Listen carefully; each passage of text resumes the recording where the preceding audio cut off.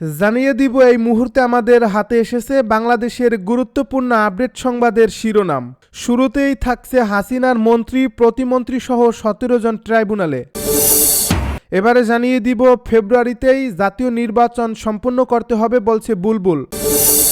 এদিকে ধীরে ধীরে সেরে উঠছেন বেগম খালেদা জিয়া। এবারে থাকছে ধীরে ধীরে সেরে উঠছেন বেগম খালেদা জিয়া, বিদেশ না নেওয়ার চিন্তা। জানিয়ে দিব সামনে আরও অনেক কঠিন সময় অপেক্ষা করছে বলছে বিএনপি নেতা তারেক রহমান। সব শেষে জানিয়ে দিব বেগম খালেদা জিয়ার জন্য এয়ার অ্যাম্বুলেন্স আসছে মঙ্গলবার। এতক্ষণ শুনছিলেন হাতে থাকা আপডেট সংবাদের শিরোনাম, এবারে বিস্তারিত। তবে তার আগে অনুরোধ রইল ভিডিওটিতে একটি লাইক এবং কমেন্ট করে জানিয়ে দিন ভিডিও সম্পর্কে আপনার মূল্যবান মতামত। আরও জানিয়ে দিন ভিডিওটি কোথা থেকে দেখছেন বা কোন জেলা থেকে দেখছেন। হাসিনার মন্ত্রী প্রতিমন্ত্রী সহ ১৭ জন ট্রাইব্যুনালে। ২৪ জুলাই ও আগস্ট আন্দোলনে হত্যা ও গণহত্যার অভিযোগে মানবতা বিরোধী অপরাধের মামলায় শেখ হাসিনা সরকারের সাবেক মন্ত্রী প্রতিমন্ত্রী সহ ১৭ জনকে আন্তর্জাতিক অপরাধ ট্রাইব্যুনালে হাজির করা হয়েছে। সোমবার সকাল ১৫:১০টার দিকে কেরানীগঞ্জ, কাশিমপুর সহ বিভিন্ন কারাগার থেকে কড়া নিরাপত্তায় তাদের ট্রাইব্যুনালে আনা হয়। এদিন ট্রাইব্যুনালে একের চেয়ারম্যান বিচারপতি মোহাম্মদ গোলাম মর্তুজা মজুমদারের নেতৃত্বে বিচারক প্যানেলে মামলার অগ্রগতি নিয়ে শুনানি হওয়ার কথা রয়েছে। ট্রাইব্যুনালে হাজির হওয়া আসামিদের মধ্যে আছেন সাবেক আইনমন্ত্রী আনিসুল হক, সাবেক শিক্ষামন্ত্রী ডক্টর দীপু মনি, সাবেক আইসিটি প্রতিমন্ত্রী জুনায়েদ আহমেদ পলক, সাবেক বস্ত্র ও পাটমন্ত্রী গোলাম দস্তগীর গাজী, সাবেক শিল্পমন্ত্রী আমির হোসেন আমু, সাবেক খাদ্যমন্ত্রী কামরুল ইসলাম, সাবেক কৃষিমন্ত্রী আব্দুর রাজ্জাক, সাবেক নৌমন্ত্রী শাহজাহান খান, ওয়ার্কার্স পার্টির সভাপতি রাশেদ খান মেনন, জাসদের সভাপতি ও সাবেক তথ্যমন্ত্রী হাসানুল হক ইনো, সাবেক বিচারপতি এইচ.এম. শামসুদ্দিন চৌধুরী মানিক, সাবেক স্বরাষ্ট্র সচিব জাহাঙ্গীর আলম প্রমুখ। এর মধ্যে সালমান, আনিসুল, ইনু ও পলকের বিরুদ্ধে পৃথক ফরমাল চার্জ দাখিল করছে প্রসিকিউশন। ইনুর এই মামলায় সাক্ষ্য গ্রহণও চলছে। এছাড়া জুলাই অভ্যুত্থানের সময় ইন্টারনেট সেবা বন্ধ করে গণহত্যার অভিযোগে শেখ হাসিনার ছেলে সজীব ওয়াজেদ জয়সহ পলকের বিরুদ্ধে আনুষ্ঠানিক অভিযোগ আমলে নিয়েছে ট্রাইব্যুনাল ১। একই আদেশে জয়ের বিরুদ্ধে গ্রেপ্তারি পরোয়ানাও জারি করা হয়েছে। আনিসুল হক ও সালমান এফ রহমানের বিরুদ্ধে কারফিউ জারি করে ছাত্র জনতাকে হত্যার অভিযোগ আনা হয়েছে, যা আদালত আমলে নিয়ে শুনানির দিন ধার্য করছে। ফেব্রুয়ারিতেই জাতীয় নির্বাচন সম্পন্ন করতে হবে বলছে বুলবুল। জামায়াতে ইসলামী ঢাকা মহানগর দক্ষিণের আমির মোহাম্মদ নুরুল ইসলাম বুলবুল বলেছেন, ফেব্রুয়ারিতেই জাতীয় সংসদ নির্বাচন সম্পন্ন করতে হবে। জাতি কোনো তামাশা মেনে নেবে না। তিনি বলেন, অন্তর্বর্তী সরকার ফেব্রুয়ারির প্রথমার্ধে জাতীয় নির্বাচন সম্পন্ন করার প্রতিশ্রুতি দিয়েছে। সেই অনুযায়ী নির্বাচন কমিশনকে নির্দেশনাও দেওয়া হয়েছে। কমিশন যথাসময়ে নির্বাচনের প্রস্তুতি নিচ্ছে। রোববার বিকেলে মহানগর দক্ষিণ কার্যালয়ের কনফারেন্স রুমে ঢাকা ৮ আসনে জামায়াতে ইসলামীর নির্বাচন পরিচালনা কমিটির এক জরুরি সভায় তিনি একথা বলেন।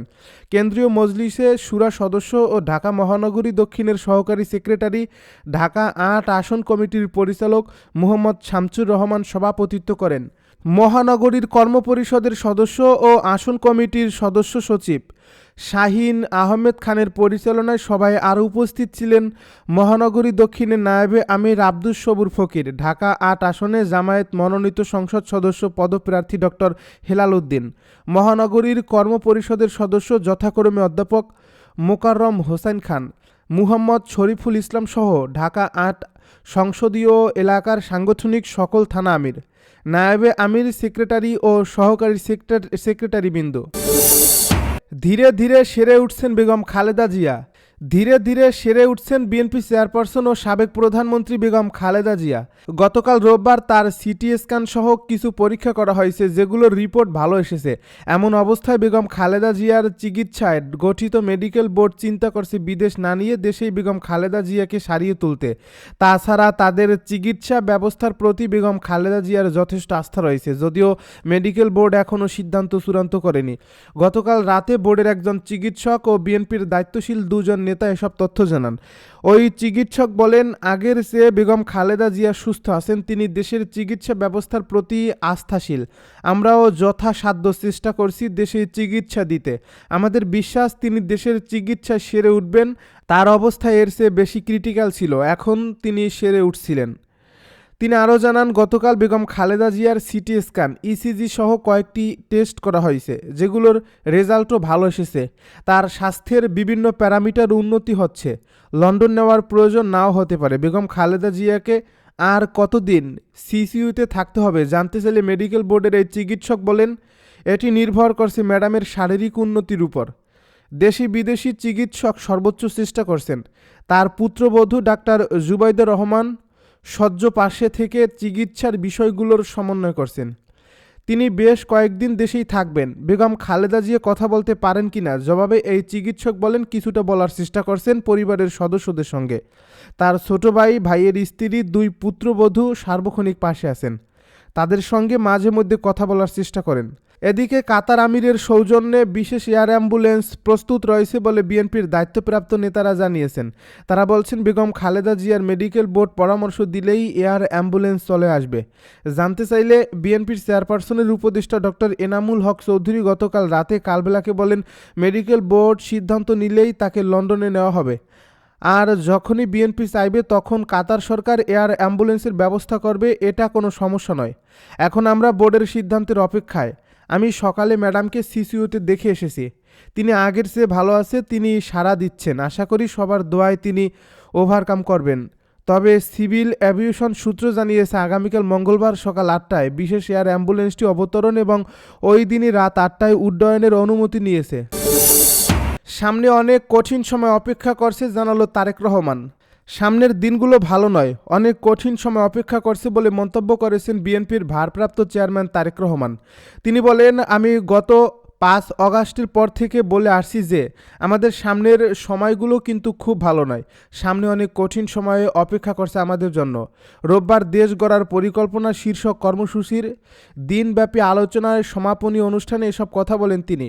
বিভিন্নভাবে বিভিন্ন রকম ষড়যন্ত্র বিভিন্ন জায়গায় হচ্ছে উল্লেখ করে তারেক রহমান বলেন, এই ষড়যন্ত্র রুখে দিতে পারে এই দেশের জনগণই। এই ষড়যন্ত্র জনগণকে সঙ্গে নিয়ে রুখে দিতে পারে বাংলাদেশ জাতীয়তাবাদী দল বিএনপি। এই ষড়যন্ত্র রুখে দেওয়ার একমাত্র উপায় হচ্ছে গণতন্ত্র, গণতন্ত্র এবং গণতন্ত্র। তিনি আরও বলেন, আমরা যদি গণতন্ত্রকে প্রতিষ্ঠিত করতে পারি, যে কোনো মূল্যে জনগণের মতামত প্রতিষ্ঠিত করতে পারি, তাহলে অবশ্যই অনেক ষড়যন্ত্রকে আমরা রুখে দিতে পারবো। ষড়যন্ত্রকে রুখে দিতে পারলেও তারপরেও কিন্তু সামনে অনেক কঠিন সময়, এমন আশঙ্কার কথাও বলেন বিএনপির ভারপ্রাপ্ত চেয়ারম্যান। রাজধানীর ফার্মগেটে কৃষিবিদ ইনস্টিটিউশন মিলনায়তনে দেশ গড়ার পরিকল্পনা শীর্ষক এই অনুষ্ঠান আয়োজন করে বিএনপি। এই অনুষ্ঠানে ছাত্রদলের নেতাকর্মীরা অংশ নেন।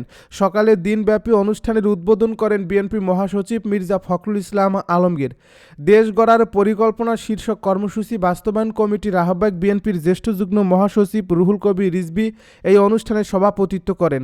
দলের যুগ্ম মহাসচিব হাবিবুন নবী খান সোহেলের সঞ্চালনায় এতে বক্তব্য দেন বিএনপির নেতা জিয়াউদ্দিন হায়দার, আব্দুল মজিদ আমির হক, মীর শাহে আলম, ছাত্রদলের সভাপতি রাকিবুল ইসলাম রাকিব প্রমুখ। খালেদা জিয়ার জন্য এয়ার অ্যাম্বুলেন্স আসছে মঙ্গলবার। সাবেক প্রধানমন্ত্রী এবং বিএনপি চেয়ারপারসন বেগম খালেদা জিয়াকে লন্ডনের হাসপাতালে নিতে এয়ার অ্যাম্বুলেন্স আগামীকাল মঙ্গলবার সকাল 8টায় হজরত শাহজালাল আন্তর্জাতিক বিমানবন্দরে অবতরণ করবে। বাংলাদেশের বেসামরিক বিমান চলাচল কর্তৃপক্ষের এক সূত্র বিষয়টি নিশ্চিত করেছেন।